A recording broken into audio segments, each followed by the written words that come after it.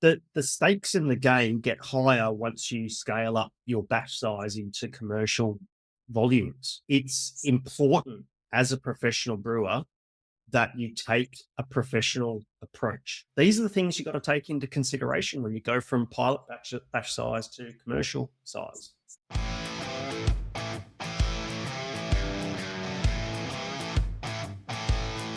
G'day, brewers. Welcome to the Quality Focus Pro Brewers podcast. My name is Hendo, and I am a pro brewer coach from the Rockstar Brewer Academy.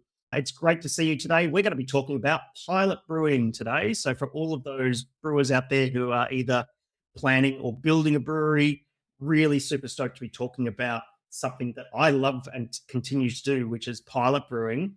It's an important part of a professional brewer's job. But first, I just want to say, g'day, Adzi. How you doing, mate? I'm good, mate. How you doing? Mate, I am doing fantastic. How about yourself? Mate, working this weekend, but I'm gearing up for the Super Bowl, which is on Monday. So by the time this comes out, the result will have happened. But yeah, I'm super keen. I'm an Arizona Cardinals fan, which won't make sense to many people being from Australia. And Doesn't make sense to me. No ties. Mate, I want to talk about pilot brewing today. You've done a bit of pilot brewing. I've done loads of pilot brewing over the years and that sort of thing. And it's something that's very common in the industry, but sometimes things don't go according to plan. So I had a member of the Rockstar Brewer Academy, Richard. He was from the UK, and he encountered this issue where he was doing a lot of recipe development and pilot brewing of a couple of styles of beer. So he was doing Munich Helles and West Coast IPA. Yep. And he found that when he was pilot brewing on effectively home brewing equipment, and what was happening was the beers were turning out exactly the way that he wanted on the pilot kit.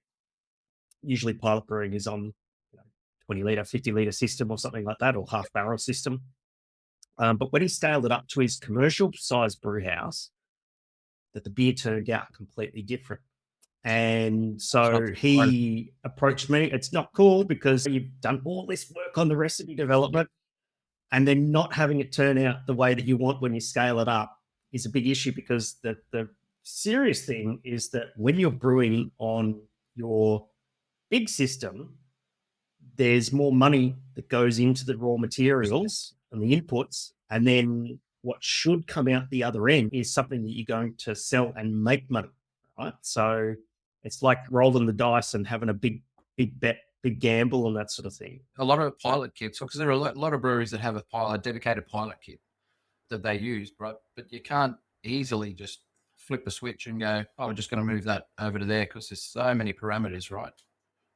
Yeah, absolutely. So the stakes in the game get higher once you scale up your batch size into commercial volumes, right?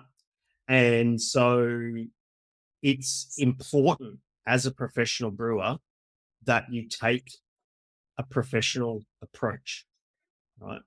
So that you do all the work when you're doing the pilot brewing, and you're effectively doing that brewing offline, away from the consumer and away from your commercial brew house, so you can put in the time to dial things in and get the recipe right. But then there's this problem of scaling up and then getting the beer right on a big system where the stakes are much higher. Why is it such a struggle? Because it's the same beer, right? Is it a ratio problem? Is it an equipment problem? Is it a heating procedure? You love your procedures. So do you know what I mean? Like, which of these factors is the most developmental for scaling your recipe, or what's the big struggle? Why is it such a hard issue? Yeah, exactly. Yeah, well, so the thing is, right, is that when you take a recipe that's been working on one piece of equipment and then move it to another piece of equipment, you're changing so many of the variables, right? At a fundamental level, I call it the pots and pans differences, okay? Because let's say you're making food and you were making a particular dish you're really good at in your own kitchen, and then you went and moved to either a friend's house or a commercial kitchen or something like that and tried to replicate their recipe, things are different, right? You might move from an electric stove to a gas stove, or you might move from to a place where a lot of the equipment is different. right? In pilot brewing versus commercial brewing, it's exactly the same thing. And so basically, some of the challenges that you're going to get is your brew house might be different, right? So, for example, you might go from a 20 litre, like I've got a 20 litre Braumeister downstairs and it's electric, and you might move to a steam brew house, right? Another common issue is when, like my Braumeister will do step mashing, Yep. and maybe you might be moving to a big brew house which can only do single infusion mashing, right? Electric brew houses tend to have lower hop utilization. Steam brew houses tend to have higher hop utilization because of more vigorous boil. I think I'm talking mostly about work production there. And so Yeah. this is where a lot of brewers come unstuck, because it's not just about the work production. The tank sizes are different. So you might go from, I ferment in a Firmzilla, and then moving to a cylindroconical tank, and the different shapes and sizes. You might have short, fat tanks versus tall, skinny tanks. And the fermentation kinetics might be completely different because of the tank shape size and all that sort of thing. Another really interesting thing is water chemistry, right? You might even be in the same neighborhood, right? But the water coming into your brewery, whether it's your pilot brewery or your commercial brewery, is likely to be different, right? Because that's just how a lot of municipal water supplies work around the world, right? I know here in Brisbane, we've got very different water on the south side and the Gold Coast compared to what's on the inner Brisbane north side heading up towards Caboolture and the Sunshine Coast, right? And so, and water, me being a nut for water as I am, right? Your beer is going to change, right? And Yep. so these are the things you got to take into consideration when you go from pilot batch size to commercial size. Why can't you just do the math using like Beersmith or Brewfather or one of these software tools and just scale up the ratio? I know you're saying about all these other factors that are coming in, but what are some of these things that don't scale properly? Like to just be able to use a tool and go, doodle. Yeah, like exactly. So, like, it's really common for a brewer to go, oh, well, I'm scaling from this 50 litre batch size up to this 10 hectolitre, 1,000 litre batch size. I'll just use the scale recipe button in Beersmith or Brewfather or what's the other one? It's like there's Brew Tools, and Yeah, there's lots of it's a heap of them. different ones and that sort of thing. And they all have a scale feature, right? And although they are pretty good in what they do, right, the thing that's missing is, again, right, Beersmith, Brewfather, Brewer's Friend, they're all really good at making a recipe for wort, but not a recipe for beer, okay? And so even though you might scale effectively the recipe for wort, you're not as a professional brewer, you're not in the business of selling wort, you're in the business of selling beer. And the whole black box thing starts to come into play. And I call the black box basically, you focus all your effort on brew day and work production and all that sort of stuff, right? And you do that job really, really well. And then something happens in the middle, and then beer pops out the other end. Yep. Now, if your brewery happens to be a black box, right, and the batch of beer passes through that black box, then you're not in control of what's happening in there. And then the outcome of the beer that happens on the other end, right, is going to be an unknown because you're not fully in control of it and that sort of thing, right? And so while I agree that tools like Beersmith, Brewfather, Brewer's Friend, and all that sort of stuff will scale recipes, they scale wort recipes, not beer recipes. And there's so much information missing there.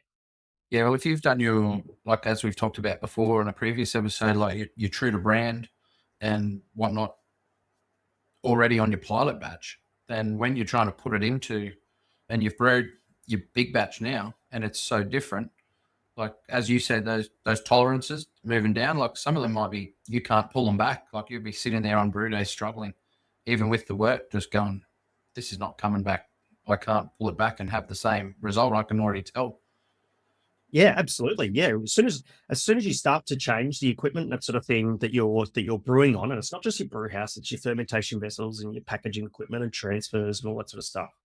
Like this, you're introducing a lot of variables, right? And Beersmith, brew father, brewer's friend, can't help you with those things. Right? Mm. They're basically a tool that operates on the theoreticals, right? But it takes the skill of a brewer to create the recipe in the right way so that you can manage those changes on the fly. Right? Yep. And that's why, as you just said just now, is that we make sure that we set clear quality targets, and that when you don't hit the numbers, that you have set tolerances that you can be within a certain range where everything is okay. And if you're the first time listening to this podcast, created an episode about targets and tolerances. So go check that out. It's a really good listen. And so the thing is, right, is that when you move from pilot brewing to commercial size batches, is that all of a sudden things are going to be different, right? I 100% guarantee you when you move from your pilot system to a commercial system, that things are going to work out different. And if you don't have a plan, then how can you replicate that beer that you're Yeah. trying to create and that you've worked so hard on? And the consequences of not getting it right are huge, right? If you go and make a 50 litre or half barrel batch of beer on your pilot system, like it's going to cost you $100 or $150 or something like that on raw materials. And if you mess it up, well, cool. All right. There's no financial consequences there and that sort of thing. When you take things to commercial size, the risk factor gets much higher Yeah. because not only have you invested more money in raw materials, right, first and foremost, but then there's the consequences. Okay, if when you scale up a beer recipe and you're doing so on a commercial system, other things like packaging materials, right, come into play, which are Yep. very, very expensive. If you're putting beer into cans, the cost of packaging is huge, right? So it's not just about the liquid anymore, Yeah. right? And then here in Australia, we've got a terrible excise tax system. And so if you go and release that beer into the market, now you've got to pay tax on it, right?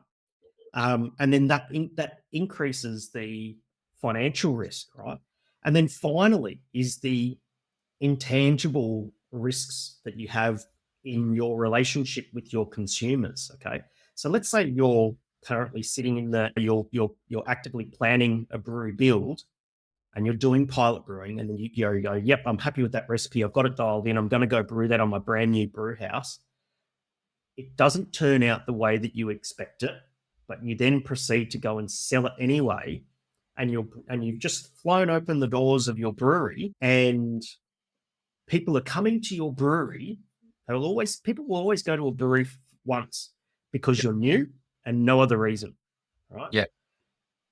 And if that punter comes through the door and they try the beer that you've scaled up but hasn't turned out the way that you intended it to, and they'll drink the beer and they'll just either go meh or yuck, right? And they won't come back, right? Mm. Because the thing is, it's really important. Consumers can be bastards sometimes, right? Is you got to impress them from the outset, Yeah, right? And it's if you easier to keep don't, they'll a go customer. elsewhere. Yeah, it's easier to keep a customer than gain a new one. It's expensive to keep Absolutely, a yeah. customer. Yeah. It's cheap to keep a customer, but it's really expensive to get them back. Exactly, right? And so that's the key. That's the key thing there is making sure that what you've worked so hard for in your recipe development translates into exactly what you want when you scale that up to commercial size. Mm. So you're bringing on this product specification. Why, like what sort of data do you need in that? Like, what do you need to have in there, and how much information, how well structured does this need to be? We should probably explain what a product specification is, I reckon. So, a product specification is a tool that we use in the Rockstar Brewer Academy that gives you a way to write a beer recipe in such a way so that it becomes scalable, right? Now, as I said before, if you're using something like Beersmith, Brewfather, Brewer's Friend, right, that's a recipe for wort, but not beer, okay? So a product specification does three things, all right? So basically, it's a professional approach to beer recipe writing, okay? So it does three things. Firstly, it outlines your raw materials irrespective of the batch size, okay? And I'll swing back around and give more a description of that shortly. So raw materials, irrespective of batch size, a detailed process of what happens in the cellar, right? So fermentation and maturation and bright beer and all that sort of thing. And then thirdly is a definition of quality. Okay? So raw materials, irrespective of batch size, right? So we get out of, so basically it's done in like an Excel spreadsheet is the template, and there are no formulas, right? It's really simple. The only reason why we use Excel is because it's really good for filling in cells, right? You want to do it in Google Sheets, you can do it in Google Sheets, but even then, doesn't matter. There's no formulas, right? It's very easy. Brewers are engineers, right? So when they do a spreadsheet, they'll just populate it with all these fucking formulas and complex calculations. Stop that, all right? Because it's overcomplicating something for you, right? That really doesn't take into account everything else with respect to what happens in the glass, right? So raw materials, irrespective of the batch size, means writing things in ratios or percentages, right? So for example, when you're writing malt, for instance, you write it in percentages of the total grist or total amount of fermentables, that sort of thing, right? So 23% of Munich malt here equals 23% of Munich malt over there. Then there's things like the water chemistry. Water chemistry done is stated in parts per million, which is a ratio, right? And then you've got things like your wort, right? So you always have your starting gravity and your starting pH, right? So very things that every brewer is very familiar with and that sort of thing, right? So that's basically your raw materials. Dry hopping is done, for example, in grams per liter or pounds per barrel, right? Whatever you happen to do. Bittering contributions done in things like the IBU contribution per charge and when it's done and all this mashing, all that sort of stuff. It's just all these things are just written out in that way. Right? And that's raw materials irrespective of the batch size. The second thing is documenting the process, right? This is the thing that removes the black box. So when you document, you have to document the process. So for example, what yeast strain are you using? What should your wort temperature be? What are the fermentation kinetics going to be? So you don't just throw wort in the tank and set the temperature and just leave it. You've got maturation steps where you're going to change the temperature during beer production. So it's like, what's the initial temperature supposed to be? When do I raising the temperature for diacetyl rest and then crash chilling and all that sort of stuff? When does the beer get dry hopped and that sort of thing? Yep. So documenting the process can be done like this. So basically what you want to do is you want to break down your production process into phases, right? Typical is fermentation, diacetyl rest, crash chill, transfer to bright, release to packaging, all that sort of stuff, right? They're all phases of production. Really good news is most beer follows the same path, right? It's just the variables might change. So within each phase of production, you have actions, which are things that get done to the beer, set the temperature, dry hop, add biofine, right? It's things you do to the beer, actions. Yep. The next thing is parameters. Okay, so I'm going to set the temperature. What should the temperature be? It's going to be 20 degrees Celsius. Okay, yep. Or 68 F. Okay, so that's a parameter. And then the third thing is what's called a go no go test. Okay, and a go no go test is okay. So let's say I'm at the fermentation phase, been fermenting for a few days, and the question is okay, what needs to happen in order for the beer, for me to go and change the temperature of the beer for a diacetyl rest? Okay, right there is where we set what's called a go no go test. Right? And so if I'm doing USO5 or some sort of American ale yeast ferment, that sort of thing, when the gravity gets to about 10, 20 or 6 Plato or something like that, That's the go, no go test. So gravity is less than or equal to 1020 or 6 Plato, right? And then there's actions based on, yes, I've met that condition, or no, I have not met that condition. So it might be, right, gravity's reached 1020, cool. The go action is proceed to the next phase, which is the diasphoros phase, which says go raise the temperature. Yep. Or it might be, haven't reached 1020. The no-go action is wait, right? So all of a sudden, you've got actions, parameters, and go no go tests for each phase of production, and you can actually plan where your beer is going to be at that certain time. Now, this is stuff that Beersmith and Brewfather and Brewer's Friend don't do, right? Yeah. And this is the difference between a home brewer and a professional brewer, right?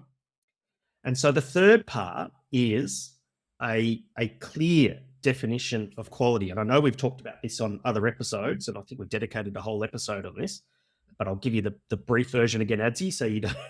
I've got it. Poor bastard. Look. And so a professional brewer, right, actually defines what their beer is going to look like. Okay. And there's two lenses with regards to beer quality. There's fit for use and true to brand. So fit for use is anything that you can measure with an instrument. So it's final gravity, final pH, carbonation, alcohol, bitterness, color, haze, right? Anything that you can measure with an instrument. You might not own the instruments. If it's something that can be measured with an instrument that makes a number, that is called fit for use. But then there's true to brand, which is a written, worded description of what's the beer supposed to look like, what's the beer supposed to smell like, what's the beer supposed to taste like, and what's the beer supposed to feel like. Now you've got to ask yourself, right? How many times, right, have you scaled a beer recipe or even brewed a beer and not written down beforehand what the beer is supposed to look, smell, taste, and feel like? Happens more often than you think. Yeah. And if you don't have these two definitions of quality, when you scale that beer recipe from pilot size to commercial size, you actually have no idea what the end product is going to be.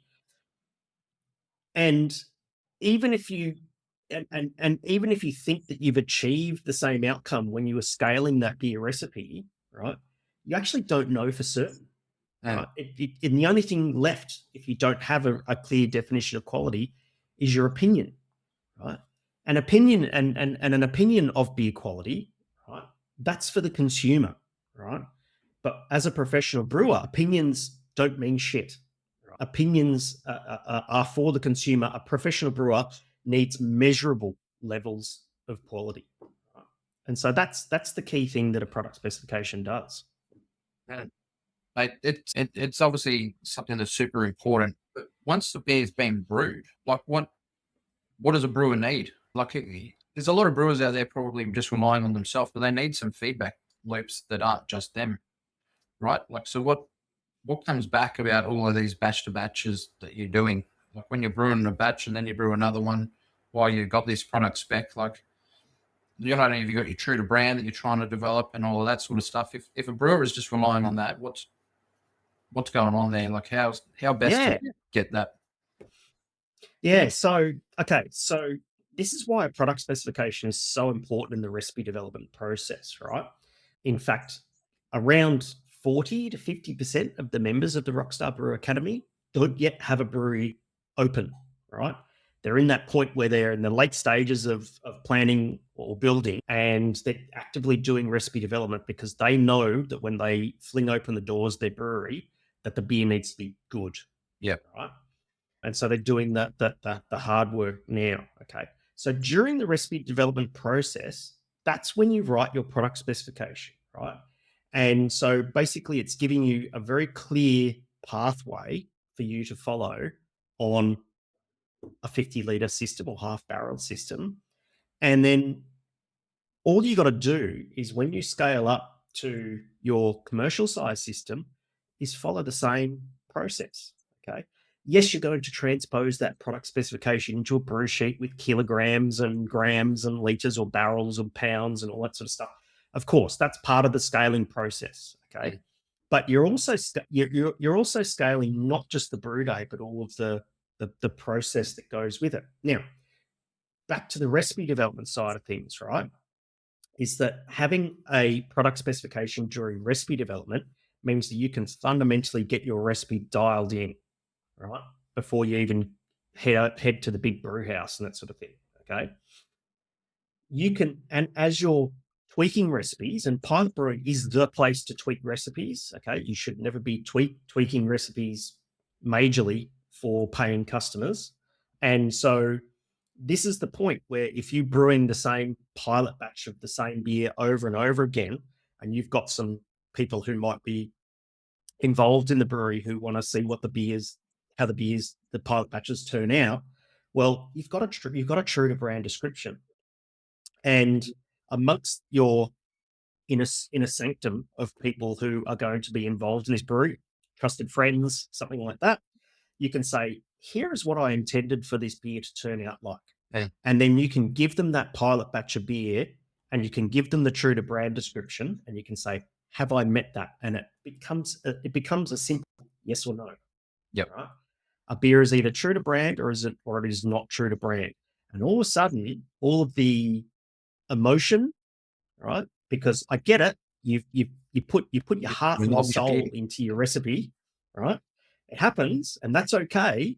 But as a professional brewer, when there's money on the table, right, you have to take the emotion out.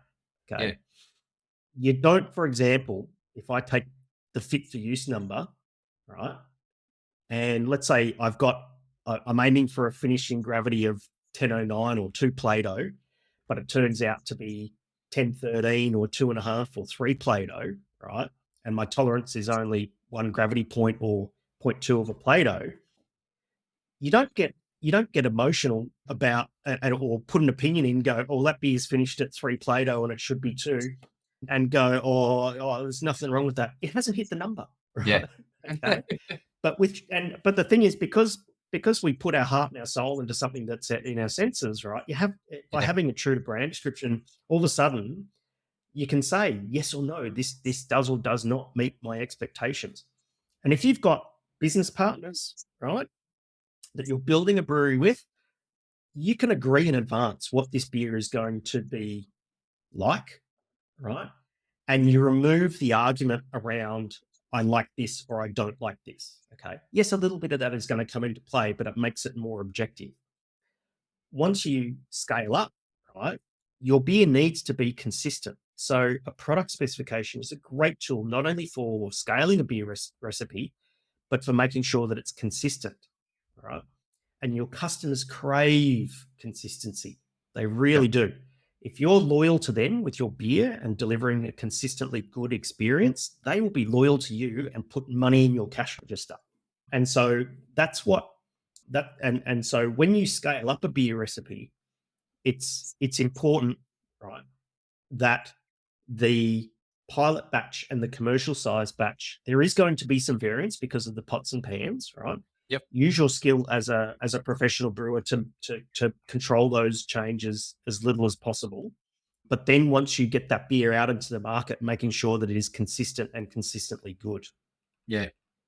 Yeah. And I think too, as you said about the emotion, because sometimes, like, how many brewers have brewed a beer and it hasn't come out how they wanted in their product spec or their mind of where they expected it to land.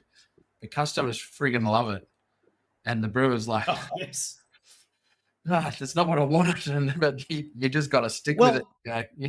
Exactly. And so this is the thing, right? So when you're doing your recipe development, you scale up to a commercial size and release that beer to the public, to paying customers, right? You're going to have a product specification where you define what the beer is supposed to be and how it's supposed to be made, right? And then the beer is going to turn out a certain way, and which might be different to the product specification. So the beer is either going to be different to the product specification, and you're going to go, okay, what do I do? Do I like the liquid? Do I like the beer? And do I change the product specification to be closer to the liquid? Or do I not like the liquid in some way? And I don't like the aroma of it, for instance, right? And I'm going to move the liquid closer to the product specification. So after you scale up and you open your brewery and that sort of thing, it's actually going to be a little bit of both. Yeah. And again, this is where the product specification is so powerful, right? I can change my product specification to meet, let's say I had a happy accident, right? Mhm. And the beers turned out different to what I expected. The punters love it and they're throwing cash at you, Yeah. right? And you're going, yeah, okay, right, this is it. Change the product specification to that liquid, right? And that becomes your gold standard. Or alternatively, you don't like it or some other reason, then you change the liquid to be the product specification, and that's what you roll with. But eventually, you're going to get to what I call a golden batch, okay, which is the thing where that's the beer. Okay. Yep. Once you get to that point, then all you got to do is review it annually. Yeah. Right? Review your product specification annually, because beer is an agricultural product, right? And Right. agricultural stuff is seasonal, right? It So stuff's going to changes. change. And so all you do is you write your product specification and then you put it away. And then once a year, you make the point of pulling it out, and then having a look at where your beer is, right? It's okay to tweak recipes, right? Sorry, I've said this before. Don't tweak your recipes, tweak your process, all Yeah. right?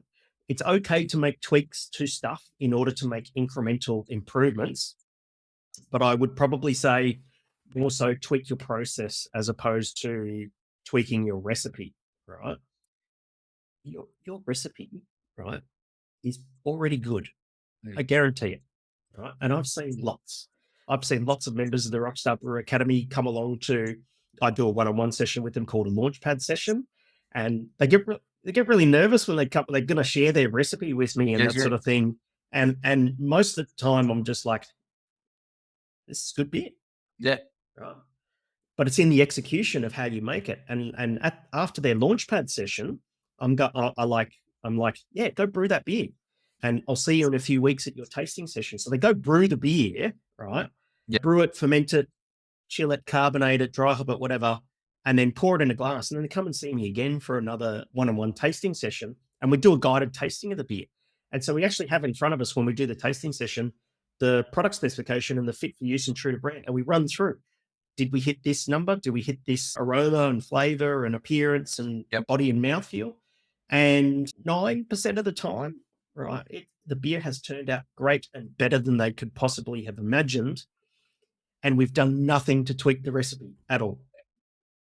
All we've done is with the product specification, is just created a plan, and you just follow the bouncing ball, and great beer is inevitable. So Yeah. cool. Yeah. Well, it's that thing. Like a lot of homebrewers probably are quite happy to just, they don't have to worry about tolerances so much. They're like, oh, yeah, that's good enough.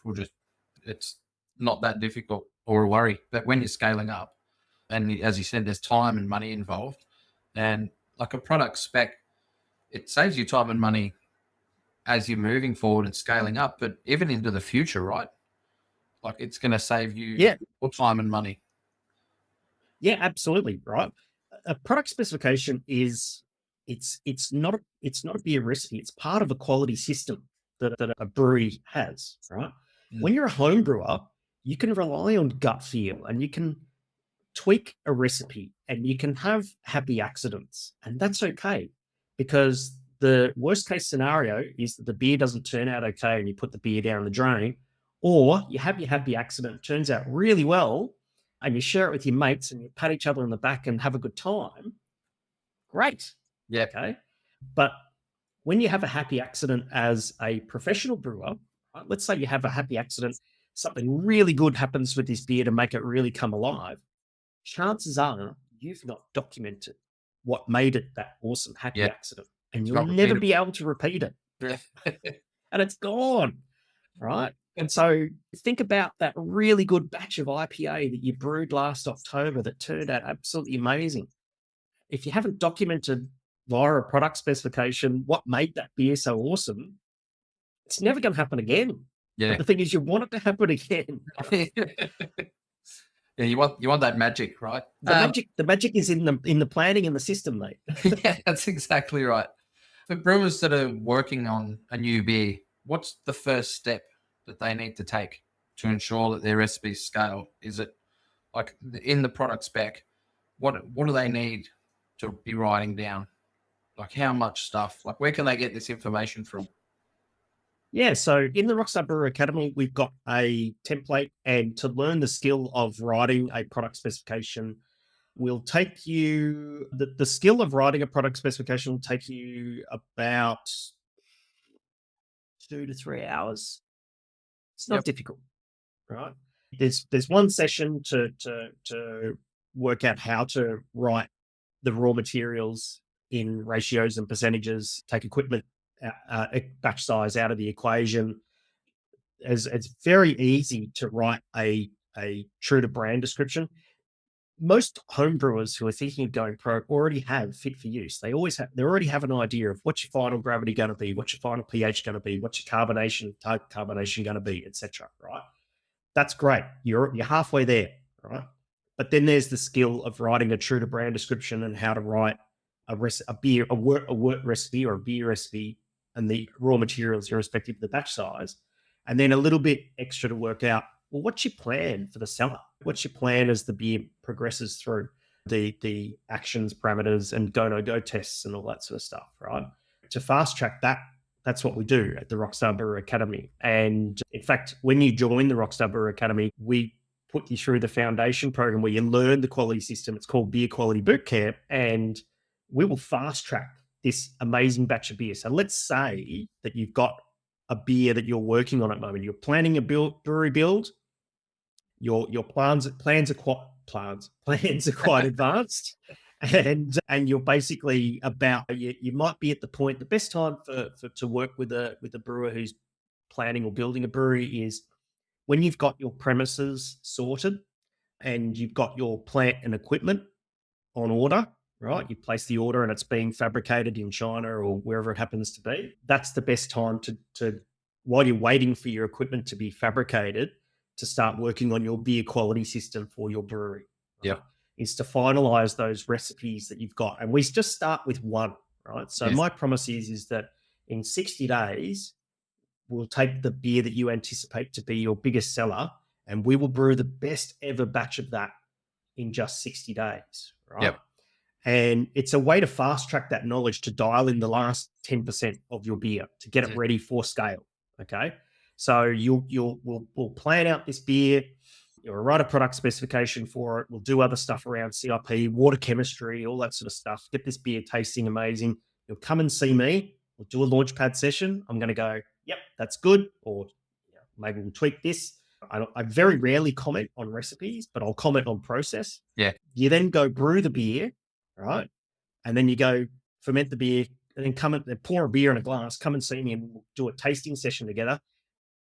And I guarantee it's going to be the best batch of that beer that you've ever brewed, right? Yeah. And then what you do while you're still waiting for the last of your equipment, or while you're waiting for your equipment to arrive, is you go and apply product specification. You apply that system across all of the beers you intend to have when you are going to open. Right? Yeah. That way, think about the massive job that you've got of, if you're going to have 10 different beers on tap in your tap room, think about the job of scaling 10 beer recipes and just the complexity of scaling one recipe and having it turn out completely different. But imagine multiplying that by 10. Oh my God, that's just so much risk, you know what I mean? So having that, and then once you get to that point, go commission your brew. You're ready to go. And you know that once you go and brew commercial sized batches of your first beers before you go and open the door of your brewery, right? That you know that you'll have done your very best using the proven system that those beers, when you open the doors of your brewery, are going to be. That's where you start. It all starts in the pilot brewing side of things. And let's say your brewery is already up and running, right? And you don't have product specifications and you're experiencing consistency issues. Cool. Let's take those current recipes that you've got in your established brewery. We can write product specifications about that. We can brew them. And we've got members of the Rockstar Brewer Academy who've done commercial sized batches through Beer Quality Bootcamp. It's about 50-50 split. Okay. And let's just make some amazing improvements to the beers that you currently sell. Right? Yeah. When you do this right, the measure of your success is not is from a business perspective, right? matters so much to a brewer. It's money coming Yeah. into the cash register, right? But for a brewer, you got to think, how proud are you going to be of the beer that you've worked so hard to Yeah. produce, right?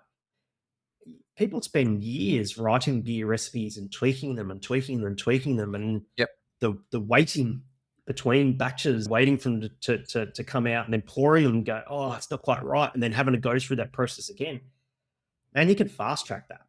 Yeah. And that's what we do at the Rockstar, at the Quality Boot Camp at the Rockstar Brewer Academy. It's very cool.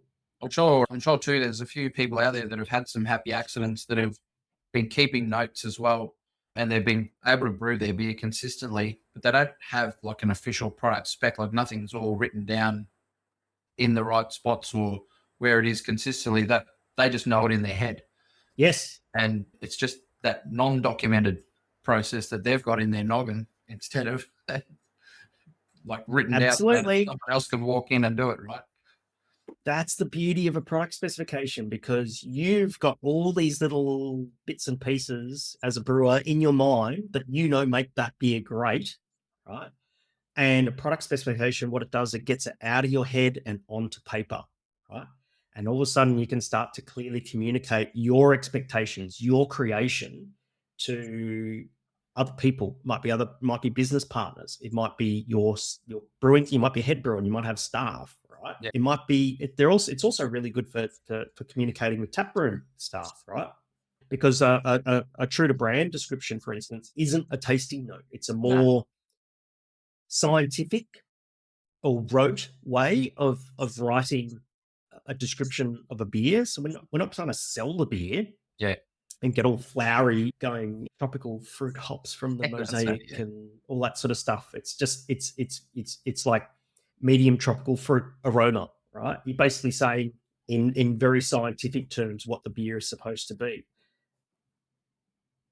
And if something doesn't go right, well, then you've got a tool to help. The product specification is great because all of a sudden you've got a tool to help diagnose problems, right? Where is this beer not true to brand? Okay, right. So there's too much haze in this beer. Cool. Let's dial in on the haze. And you see this comes back if you're still in recipe development mode and you've got a product specification, you don't hit the parameters that you said you were going to hit. Well, then tweaking the recipe becomes so much easier and you'll make more rapid improvements to your beer. Super powerful.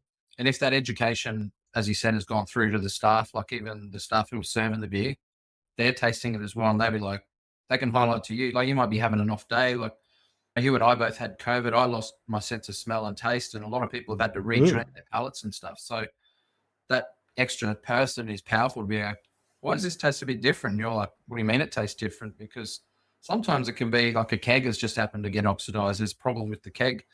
But if they're able to pick that up because they're aware of exactly what it's meant to be, then you're saving yourself more money because you're not oxidized. Exactly. Well, this is where you take the emotions out of it, right? So, for example, if you're the brewer that poured your heart and soul into a beer recipe, and someone came up to you with that beer that you poured your heart and soul into and said, "There's something wrong with this," whereas if someone came up to you with a more analytical kind of approach and said, "Hey, Adzi, I don't think this beer is true to brand for appearance because there seems to be a lot of haze." Now, all of a sudden, as a brewer, you can go, "Shit, really? Okay, let me investigate and take a scientific approach." Do you see how much quicker incremental improvements to your beer is going to be if you just have that tool at your disposal? It's so powerful. I love it. Yeah, 100%. Mate, this has been a great chat. If people want to learn more, where can they go? Yeah, look, if you want to have a chat to me, if you want to know more about product specifications and stuff like that, book in a calibration call. It's a 15-minute call. And basically, we'll have a chat to see if we're a good fit, if I can help you or not. If I can't help you, I'll point you in the right direction. If I can help you, I'll let you know next steps. Either way, you win. You'll walk away with some amazing information. And you head to rockstarBrewer.com/calibration. If you're watching on YouTube, there's probably going to be a QR code on the screen and that sort of thing. And come and have a chat. I'd love to meet you. You can also join the Quality Focus Pro Brewers Facebook group. Just head to qualityfocusprobrewers.com. Would love to have you come on and engage in the conversation. And it is for professional brewers only and that sort of thing. Make sure you answer the membership questions. Always a pleasure talking to you. 100%. I hope you have a good weekend this weekend. Looking forward to it. Hope you enjoy your beers with your mates, and yeah, go Eagles at the Super Bowl. Too easy, mate. Cheers. Cheers.